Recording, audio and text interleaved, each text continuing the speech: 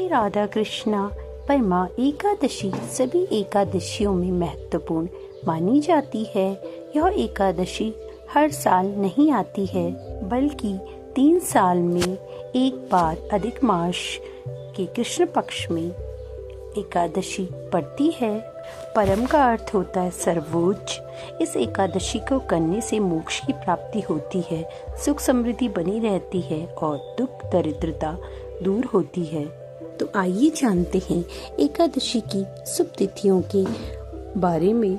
एकादशी तिथि का आरंभ होगा 10 जून 2026 को 12:58 की मध्य रात्रि पर और एकादशी तिथि की समाप्ति होगी 11 जून को रात्रि 10:36 दिन गुरुवार को। शास्त्रों के अनुसार उदयकाल तिथि में एकादशी तिथि होने पर उसका महत्व कई गुना बढ़ जाता है। बात करें पूजा के शुभ मुहूर्त के बारे में, तो आइए जानते हैं कि परमा एकादशी के दिन सुबह पूजा का मुहूर्त क्या रहने वाला है।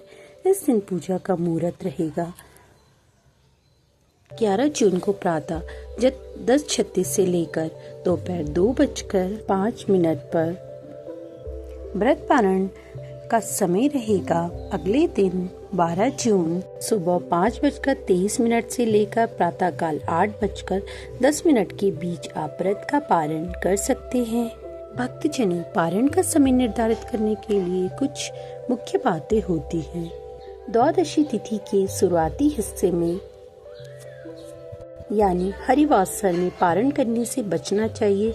यह एक अशुभ समय होता है। हमेशा द्वादशी तिथि के सूर्य उदय के बाद ही व्रत खोले और पारण द्वादशी तिथि समाप्त होने से पहले हो जाना चाहिए, नहीं तो व्रत का पुण्य कम मिलता है। अधिक मास में पड़ने वाली परमा एकादशी हर साल में 3 साल बाद पड़ती है।